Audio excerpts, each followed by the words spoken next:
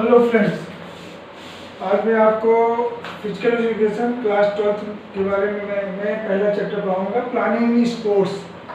Planning sports में ये हमारा जो पार्ट 1 का वीडियो है उसमें दो चीज़ें इसमें बताई जाएंगी। सबसे पहला है introduction of first chapter. First chapter में क्या क्या बातें हैं थोड़ा सा संक्षिप्त विवरण उसके बारे में बताएंगे, क्या क्या टॉपिक है उसमें। और उसके बाद उसका जो पहला टॉपिक है meaning and objective of planning. Planning क्या है और उसका ऑब्जेक्टिव क्या है, इसके बारे में हम इस वीडियो में डिटेल से जानेंगे और समझेंगे। तो हम चलते हैं, ज़्यादा देर नहीं करते हुए आगे बढ़ते हैं। इंट्रोडक्शन का जो पार्ट है प्लानिंग इन स्पोर्ट्स, उसका इंट्रोडक्शन क्या है, मतलब उसके पहले चैप्टर में क्या क्या चीज़ें हैं तो उसके बारे में हम लोग जानते हैं। पहला है meaning and objective of planning, जो कि इस वीडियो में हम अच्छे से पढ़ेंगे। क्या है मीनिंग और उसका प्लानिंग का ऑब्जेक्टिव क्या है। फिर दूसरा पॉइंट क्या है, various committee and their responsibility. अभी कमेटी होती क्या है इसके बारे में हम सेकंड टॉपिक में पढ़ेंगे। व्हाट इज कमेटी और उसकी रिस्पॉन्सिबिलिटी, उसमें क्या क्या यूज होते हैं उस कमेटी के किसी भी इवेंट को ऑर्गेनाइज कराने के लिए, तो उसके बारे में हम जानेंगे। अब तीसरा पॉइंट है टूर्नामेंट, नॉकआउट टूर्नामेंट। टूर्नामेंट क्या है, टूर्नामेंट होता है कि जब दो या दो से अधिक टीमें एक जगह खेलती हैं और उसमें जो विनर होता है वो लास्ट में एक निकलता है तो टूर्नामेंट कहलाता है। वो आप अच्छी तरह जानते हैं, जैसे आईपीएल टूर्नामेंट होता है और जो भी टूर्नामेंट होता है वो आईपीएल भी एक टूर्नामेंट इसी का पार्ट है, वो कॉम्बिनेशन का पार्ट है। वो हम आगे डिटेल में पढ़ेंगे जब इस टॉपिक के बारे में हम बात आएगी। नेक्स्ट है प्रोसीजर ड्राफ्ट फिक्सचर। फिक्सचर क्या होता है, फिक्सचर होता है एक सिस्टमेटिक प्रोसेस जो जितनी भी टीमें आती है कोई टूर्नामेंट खेलती है उनको सिस्टमेटिक ढंग से उनको रखना, आपस में ऐसे अरेंज करना जिससे कि वो मजबूत टीम लास्ट में खेले। ये नहीं कि मजबूत टीम पहले खेल जाएगी, टूर्नामेंट का सब जो मज़ेदार हिस्सा होता है वो गायब हो जाता है। तो एक प्रोसीजर होता है कि पिक्चर कैसे ड्रा करते हैं, उसके बारे में हम पढ़ेंगे। नेक्स्ट टॉपिक है इंटरम्यूरल और एक्सट्राम्यूरल। इंटरम्यूरल क्या होता है, एक्सट्राम्यूरल क्या होता है, अपने स्कूलों में क्या क्या इवेंट ऑर्गेनाइज कर सकते हैं इसके थ्रू, इसके बारे में हम जानेंगे और उसके ऑब्जेक्टिव बारे में जानेंगे। लास्ट टॉपिक इस चैप्टर का जो लास्ट टॉपिक रहेगा, स्पेसिफिक स्पोर्ट्स प्रोग्राम क्या होते हैं, जैसे अपना स्पोर्ट्स डे हो गया, रन फॉर फन हो गया, उसके बाद रन फॉर स्पेसिफिक केस हो गया, ये सब चीज़ें हैं। इसके बारे में हम लोग डिटेल्स पढ़ेंगे। इस चैप्टर में जो ये 6 पॉइंट हैं, ये 6 टॉपिक हैं, इन 6 टॉपिक के बारे में हम डिटेल से पढ़ेंगे। लेकिन इस वीडियो में हम जो पढ़ेंगे वो सबसे पहला है meaning and objective of planning. तो देर नहीं करते हैं, हम इस पे आते हैं, इस टॉपिक पे आते हैं। तो पहला है मीनिंग ऑफ प्लानिंग। अब प्लानिंग क्या होती है, पहले हम इसके बारे में डिटेल से समझ लेते हैं। प्लानिंग, अगर हम कोई भी इवेंट कराते हैं, इवेंट हो गया यहाँ तक कि शादी ब्याह भी हो गया, अगर हम शादी ब्याह के पहले से हम प्लानिंग करते हैं, क्या कोई प्लानिंग करते हैं, अगर प्लानिंग नहीं करेंगे तो हमारा जो शादी ब्याह है वो भी सही ढंग से नहीं हो सकता है। ऐसे ही अब प्लानिंग होता क्या है, अब प्लानिंग हम कोई भी इवेंट को ऑर्गेनाइज कराने के लिए उसके लिए हम क्या क्या हमको सुविधाएं जरूरत पड़ती है, क्या क्या हम उसके लिए करें कि वो जो हमारा इवेंट है वो बहुत सक्सेसफुल हो। तो अब प्लानिंग स्पोर्ट्स, इस चैप्टर का नाम ही है प्लानिंग स्पोर्ट्स। अब प्लानिंग स्पोर्ट्स मतलब हो गया स्पोर्ट्स में प्लानिंग का क्या वैल्यू है और क्या महत्व है, इसके बारे में हम जानेंगे। प्लानिंग स्पोर्ट्स होता क्या है, जैसे कि हम स्पोर्ट्स में कोई भी इवेंट ऑर्गेनाइज कराते हैं, कोई भी टूर्नामेंट कराते हैं, तो उसमें हम उस टूर्नामेंट को किस तरह से बहुत सक्सेस बनाएं वो इसके थ्रू हम जानेंगे। अगर प्लानिंग नहीं करेंगे तो कोई भी इवेंट हम अच्छे से नहीं कर सकते हैं। अब प्लानिंग स्पोर्ट्स में क्या है, स्पोर्ट्स के साथ साथ स्पोर्ट्स में ट्रेनिंग का भी में प्लानिंग का बहुत ज़्यादा वैल्यू है। जैसे कोई ट्रेनिंग करते हैं, कोई हम खिलाड़ी को कोई ओलंपिक में पार्टिसिपेट करता है। अब ओलंपिक में पार्टिसिपेट करने के लिए ये नहीं है कि वो तुरंत एक महीने प्रैक्टिस किया वो ओलंपिक में जा नहीं सकता। उसके लिए हमें कम से कम 10 साल पहले प्लानिंग करनी पड़ती है ओलंपिक के खिलाड़ी को तैयार करने के लिए। अगर ओलंपिक के खिलाड़ी को बनाना है तो 10 साल पहले से उसकी प्लानिंग होती है यहाँ कि इसको उस ओलंपिक में 2020 जैसे इस बार ओलंपिक था, उसके बाद 2008 साल बाद होगा, तो उस ओलंपिक की तैयारी अभी से वो बंदा चालू कर देगा। तो उसके लिए हम पहले से ही 8 साल का पूरा हम प्लानिंग करते हैं कि इस 8 सालों में पहला साल उसका क्या रहेगा, दूसरा साल क्या रहेगा, तीसरा साल क्या रहेगा, इस तरह से उसका प्लानिंग करते हैं। अब बिना प्लानिंग के कोई भी काम सही नहीं हो सकता, वो आप भी जानते हैं। और अगर प्लानिंग हम करते हैं तो मेन हमारा हम ये बोल सकते हैं कि planning is a systematic process to achieve the goal in correct time. यहाँ पर ध्यान रखिएगा, करेक्ट टाइम इसलिए बोला जा रहा है, जैसे करेक्ट टाइम होता क्या है, जैसे हम कोई खिलाड़ी को हमको ओलंपिक में मेडल लाना है, अब उसको हम इस तरह से साइंटिफिक ट्रेनिंग दें जिससे कि वो ओलंपिक के समय ही उसका जो टॉप फॉर्म है वो पा सके। उससे पहले भी अगर टॉप फॉर्म आ जाता है तो कोई फायदा नहीं, और उसके बाद आता है तब भी उसका कोई फायदा नहीं। तो हमारा मेन उद्देश्य क्या है कि एकदम करेक्ट टाइम में जो भी खिलाड़ी है वो टॉप फॉर्म में आ जाए, जिससे कि वो जो गोल है हम अचीव कर सके। अब इसमें आता है कि मीनिंग ऑफ प्लानिंग हम पढ़ते हैं, तो सबसे पहले है planning is a way to systematic direct and organise the event और competition, extract the advantage and benefit of the available resources, extract the advantage। अब एडवांटेज अवेलेबल रिसोर्सेज पर ध्यान दीजिएगा, अवेलेबल रिसोर्सेज। अब हमारे यहाँ जो भी रिसोर्सेज हो उसके बारे में हम तैयारी करते हैं, मतलब जितने भी अपने, जैसे हम अपने स्कूल की बात करते हैं KPS स्कूल की, तो यहाँ पे हमारे पास हॉस्टल है, हमारे पास इधर ग्राउंड बहुत बड़ी है, इस ग्राउंड में हम क्या क्या गेम इवेंट करा सकते हैं हमें पहले से पता होना चाहिए। उसके बाद हमारे पास बस की फैसिलिटी है, तो हमारे पास जो जो चीज़ें फैसिलिटी है उसका उपयोग हम कोई भी टूर्नामेंट या कोई भी इवेंट अगर हम ऑर्गेनाइज कराते हैं तो कैसे कराएंगे वो चीज़ें हमें पता हो जानी चाहिए। और इसीलिए इसमें लिखा गया है कि प्लानिंग, हम अवेलेबल रिसोर्सेज को ध्यान में रखते हुए कोई भी प्लान करते हैं तो वो प्लान बहुत ही अच्छा होता है। ठीक है, ऑर्गेनाइज इवेंट कंपटीशन। कंपटीशन में जैसे हमारे CBSE का स्कूल है तो हम अधिकतर हमारा लोग जो स्पोर्ट्स में होता है वो क्लस्टर होता है या फिर नेशनल होता है, तो उसको जो हम ऑर्गेनाइज कराते हैं वो अगर आप प्लानिंग किए रहेंगे तो बहुत ही अच्छे ढंग से करा सकते हैं। अब इसमें आ जाते हैं, एक दूसरा प्लानिंग की एक मीनिंग है, planning is the process of making is a sequence of work for the future line of action. Sequence यहाँ पे जो सीक्वेंस का वर्ड है वो ज़्यादा जरूरी है। सीक्वेंस क्या होता है कि अगर हम सीक्वेंस से कोई काम करते हैं, जैसे हम कोई भी, अब हमारे यहाँ जैसे कोई भी आता है, नया बंदा आ गया स्कूल में, तो पहले वो गेट पे आएगा, एंट्री करेगा, एंट्री करने के बाद वो अंदर आ सकता है, नहीं तो नहीं आ सकता है। सीक्वेंस मतलब अब पता चला वो सीधे, अगर वहाँ पे गेट पे कोई गेट कीपर नहीं है वो सीधे अंदर चला जाएगा और पता नहीं कैसा आदमी हो। तो अब इसमें सीक्वेंस हमें क्या करना है, सीक्वेंस मतलब ये ध्यान रखिएगा कि कोई भी जब हम टूर्नामेंट ऑर्गेनाइज कराते हैं, यहाँ पे टूर्नामेंट की बात चल रही है, कोई भी टूर्नामेंट ऑर्गेनाइज कराते हैं तो जो हमारे साथ उसमें जो कमेटियाँ होती हैं, कमेटी आप इसके बाद पाएंगे नेक्स्ट टॉपिक में, जो कमेटियाँ होती हैं वो इस तरह से ऑर्गेनाइज सीक्वेंस में भी चले कि एक दूसरे को रिलेट करें। जब को रिलेट करेगा तो वो बहुत अच्छा सा जो इवेंट होगा बहुत अच्छे से करा सकते हैं, उसमें कोई नुकसान नहीं होता, ना कोई कमी आ सकती है। तो एक नेक्स्ट है the success of physical education program. Physical education program समझते होंगे, जैसे आप अपने यहाँ कोई इवेंट करा रहे हैं, जैसे आप इंटर हाउस कंपटीशन ही करा रहे हैं, मान लीजिए इंटर हाउस कंपटीशन ही कराते हैं। अब इंटर हाउस कंपटीशन में क्या होगा कि हम पहले देखेंगे हमारे क्लास में, हम पहले तो सबसे पहले क्लास वाइज सेलेक्ट, देखिए यही प्लानिंग होती है। सबसे पहले हम सेलेक्ट करेंगे कि आपके क्लास में कौन कौन बच्चा अच्छा खेलता है ये गेम, पहले उसको अलग करेंगे। अब फिर उस क्लास में इस रेड हाउस का कौन अच्छा है या येलो हाउस का कौन अच्छा है या ग्रीन हाउस का कौन कौन अच्छा बच्चा है, तो उसको हम अलग अलग ढंग से उसको अलग करेंगे। फिर उसके बाद उनको हम ट्रेनिंग देंगे, ट्रेनिंग देने के बाद फिर हम उसका इंटर हाउस कंपटीशन कराएंगे। अब इंटर हाउस कंपटीशन कराना मेन मोटो क्या होता है कि जिससे इंटर हाउस कंपटीशन होगा तो हमारे एक स्कूल की एक टीम आगे निकल के आएगी। तो प्लानिंग वही होता है कि हम कोई भी इवेंट अगर कराते हैं तो प्लानिंग, जैसे अपने एनुअल स्पोर्ट्स डे हो गया, एनुअल स्पोर्ट्स में भी अगर हम प्लानिंग नहीं करेंगे तो हमारा एनुअल स्पोर्ट्स डे भी खराब चला जाएगा। ऐसे ही जैसे हमारे यहाँ जो भी इतने प्रोग्राम होते हैं, कोई भी इवेंट ऑर्गेनाइज होता है उसके लिए भी प्लानिंग करती है, जरूरी नहीं है कि वो एनुअल स्पोर्ट्स ही हो।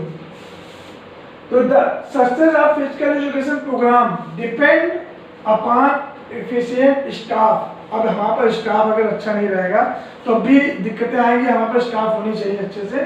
Food direction, proper control, well supervision. अब हमारे जैसे मैनेजर हैं उनका विजन अलग है और मैनेजर का विजन अलग होता है, क्योंकि हम लोगों ने भी क्लस्टर कराया था। अगर जो हमारे पुराने स्टूडेंट वो जानते हैं कि क्लस्टर में अगर हमारा जो रिसोर्सेज है, हमारे पास जो बजट है, वो अच्छा से अगर हम यूज करेंगे तब वो और अच्छे से टूर्नामेंट करा सकते हैं। Good coordination. अब गुड कोऑर्डिनेशन क्या हुआ कि जैसे हम कोई भी टूर्नामेंट ऑर्गेनाइज करा रहे हैं, अब आपस में हमारा तालमेल, जैसे एक टीचर को हमने बोला, एक टीचर सबको हमने काम बांट दिया अलग अलग कि आपको आएगा टीम, उसकी एंट्री करनी है। फिर दूसरे टीचर को हमने बोल दिया कि ऐसा है कि आपको जो भी लोग आएंगे, जो भी टीम आएंगे, उनको आपको रूम अलॉट कराना है, उनके रहने का, खाने का। फिर एक को बोल दिया कि आपको ग्राउंड अलॉट कराना है। तो ये जो कोऑर्डिनेशन है, अगर ये आपस में कोऑर्डिनेशन अच्छा होगा तो वो जो टीमें होंगी वो भी एकदम सही ढंग से, प्रॉपर ढंग से रह सकती हैं। अब मिनिमम चांसेस आप लैब्स, मतलब गलतियां बहुत कम होंगी, बहुत कम गलतियां होंगी अगर आप कोई प्लानिंग करते हैं तो। अब मेन मीनिंग ऑफ प्लानिंग क्या कहता है कि हमारा मेन प्लानिंग क्या हो गया? प्लानिंग सिस्टमेटिक प्रोसेस है जिससे कि हम कोई भी इवेंट ऑर्गेनाइज कराते हैं तो बहुत सही ढंग से करा सकें और उसका जो मेन एम है उसको हम अच्छे ढंग से प्राप्त कर सकें। ठीक है, अब हम चलते हैं नेक्स्ट टॉपिक पे, ध्यान रखिएगा। Objective of planning. हमारा मेन प्लानिंग का उद्देश्य क्या क्या है? वैसे तो मैंने काफी चीजें बता दी हैं, लेकिन आपको एक पॉइंट इसको एक्सप्लेन करते हैं। ऑब्जेक्टिव ऑफ प्लानिंग, ध्यान दीजिएगा। अब इसमें पहला पॉइंट है टू क्रिएट गुड कोऑर्डिनेशन। पहला पॉइंट है टू क्रिएट गुड कोऑर्डिनेशन। इसके आगे आप लगा सकते हैं to create good coordination among the people, अपने एमंग द कमेटी, जितनी भी कमेटियां बनती हैं आपस में, अगर उसमें कोऑर्डिनेशन अच्छा रहता है तो हमारा जो इवेंट होगा बहुत अच्छे ढंग से होगा। वो आप सभी जानते हैं, मैंने बता भी दिया है आपको। To keep good control of over activity. अब जैसे हम यहाँ पे मतलब अधिकतर होता है क्या, गेम में अगर हमको कराना होता है तो मुझे अच्छे से मालूम है, एक स्पोर्ट्स टीचर को अच्छे से मालूम होता है कि हम गेम कैसे कराएं। तो अगर हमने उस कमेटियों को अच्छे से बांट दिया है, हम उस टीचर से अगर रिपोर्ट मांगना हो, जो एंट्री कर रहा है उससे मैं सीधे फोन करूंगा, भाई ये कितनी टीमें एंट्री आई है। मतलब आप एक जगह अगर आप कमेटी नहीं बात रहेंगे तो आप वहाँ जाएंगे, कितने लोग आए हैं, कितने नहीं आए। आप हर जगह दौड़ेंगे तो आप थक जाएंगे और फिजिकली हरासमेंट होगा। लेकिन जब आप सबको एक धागे में जैसे पिरो रखना, एक धागे में उसको पिरो कर रखेंगे तो आपका जो भी एक्टिविटीज होगी वो बहुत सही ढंग से होंगी। तो good control of all activity, जितने भी एक्टिविटी होंगे उस पर सभी फिर बहुत अच्छे से कंट्रोल रहेगा। To reduce unnecessary pressure immediately, आप समझ रहे होंगे, टू रिड्यूस अननेसेसरी प्रेशर। अब कोई भी पता चला इवेंट हमारा सही ढंग से नहीं हो रहा है क्योंकि हमने कोई प्लान ही नहीं किया है कि भाई हमको ग्राउंड में, जैसे ग्राउंड में कोई सामान कम हो गया, हमने ग्राउंड इंचार्ज कोई बनाया नहीं। अब ग्राउंड इंचार्ज जब कोई बनाएंगे नहीं तो होगा ये कि अरे किसी दूसरे को भेज रहे हैं, किसी दूसरे को भेज रहे हैं, तो इससे क्या होगा, आपके अंदर प्रेशर बहुत आ जाएगा। किसी भी इवेंट को अगर जब तक आपके पास कोई इवेंट तभी अच्छे से कर सकते हैं जब आपके पास प्रेशर ना हो। अब प्रेशर ना हो, अब इतना बड़ा इवेंट करा रहे हैं तो प्रेशर होना लाजमी है।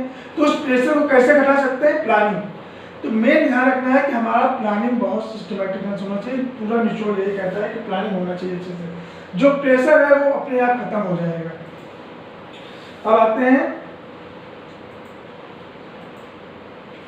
To utilise the resources effectively and मतलब इकोनॉमिकली, जितने भी रिसोर्सेज हैं हम उसको इफेक्ट, मतलब जैसे हो गया अपने यहाँ जैसे थिएटर है, जो भी टीमें आती हैं क्या दिन भर खेलेंगे? दिन भर तो खेलेंगे नहीं भाई, उनका मनोरंजन होना चाहिए। कोई मनोरंजन होता है, हमने शाम को एक मूवी लगा दी, वहाँ पे जाके बच्चे मूवी देखे, आनंद लिए और इंजॉयमेंट हो, जो थके हुए थे वो भी दूर हो गया। तो हमारे यहाँ रिसोर्स है, हर स्कूलों में नहीं होता है। हमारे यहाँ थिएटर है तो हमने उसको थिएटर में ले गया और थिएटर में खिला दिया। अब हमारे यहाँ क्या है, रात में फैसिलिटी है, हमारे यहाँ नाइट कोर्ट अवेलेबल है, तो हम ये कोशिश करेंगे ज़्यादा गर्मी में भी अगर हम टूर्नामेंट ऑर्गेनाइज कराते हैं तो हम नाइट में भी मैच करा सकते हैं, क्योंकि वहाँ पर रिसोर्सेज हैं। ये ध्यान रखिएगा, यहाँ पर जो रिसोर्सेज हैं वो बहुत सही ढंग से हैं। अगर रिसोर्सेज अच्छे होते हैं तो आप अपना काम भी अच्छे से कर सकते हैं, और उस रिसोर्सेज का जब यूज करेंगे तभी उस रिसोर्स का फायदा है। अब पता चला नाइट में अगर हम मैच करा देते हैं तो लोग थकेंगे कम, पसीने कम आए, मतलब एनर्जी की ज़्यादा लॉस नहीं होगी। तो ये सब चीज़ें हमें ध्यान रखना है, जो जो हमारे पास रिसोर्सेज है उसका सही ढंग से यूज करना। अब आते हैं नेक्स्ट में, to minimise the chances of mistake. जब हमने कोई भी चीज़ प्लानिंग अच्छे से कर ली तो जो चांसेस ऑफ मिस्टेक है, ध्यान रखिएगा, जो चांसेस ऑफ मिस्टेक है वो एकदम से खत्म हो जाता है और बहुत कम हो जाते हैं, बहुत ही कम एरर आता है अगर आप पहले से ही उसको हम सिस्टमेटिक प्लान करते हैं। नेक्स्ट टॉपिक है to avoid wastage of money. To avoid wastage of money, time, resources. अब हम पता चला टाइम, मनी भी टाइम भी हमने पहले से प्लान कर लिया है कि हमारे जो इवेंट होंगे उसमें क्या क्या सामान लगना है और क्या क्या रिसोर्स, क्या मतलब और कोई भी चीज़, जैसे टाइम कितना लगना है, ये सब चीज़ अगर हम पहले से प्लान नहीं किए रहेंगे तो मनी भी हमारा ज़्यादा जाएगा, टाइम भी ज़्यादा, क्योंकि टाइम हमारे पास प्लान ही नहीं किए हैं। अब एक फ़ोन करके तो आप कोई चीज़ ले नहीं सकते हैं, अगर आप प्लान किए रहेंगे तो फ़ोन करके हर एक चीज़ें आप जानेंगे, नहीं तो आप खुद दौड़ते हुए भागते रह जाएंगे, तो टाइम बचेगा। रिसोर्सेज आप जो भी इसके पहले मैंने बताया कि रिसोर्सेज बहुत ही अच्छी चीज़ें हैं। हर स्कूलों में हर रिसोर्सेज अपने यहाँ हॉस्टल है। अब एसी हॉस्टल है हमारे यहाँ, अगर हमारे यहाँ जब एसी हॉस्टल है तो जो भी ऑफिशियल समझते होंगे, नहीं जानते होंगे, ऑफिशियल क्या होते हैं, जब हम कोई टूर्नामेंट कराते हैं तो जो भी एम्पायर होते हैं या रेफरी होते हैं उनको रुकने या ठहरने के लिए हमें एक अच्छा सा होटल होना चाहिए। लेकिन अब हमें होटल खर्च नहीं, हमारा होटल खर्च इसलिए बच जाएगा कि हमारे यहाँ जो हॉस्टल जो फुल्ली एसी है तो होटल का काम हमारा करेगा, तो इस रिसोर्स से हमारे पैसे बचेंगे, तो उस पैसों को हम और टूर्नामेंट में यूज कर सकते हैं, उस मनी को और कहीं और लगा सकते हैं। तो यही सब चीज़ें हैं कि हम रिसोर्सेज को कैसे यूज कर सकते हैं, टाइम को कैसे बचा सकते हैं, इसमें आ सकते हैं।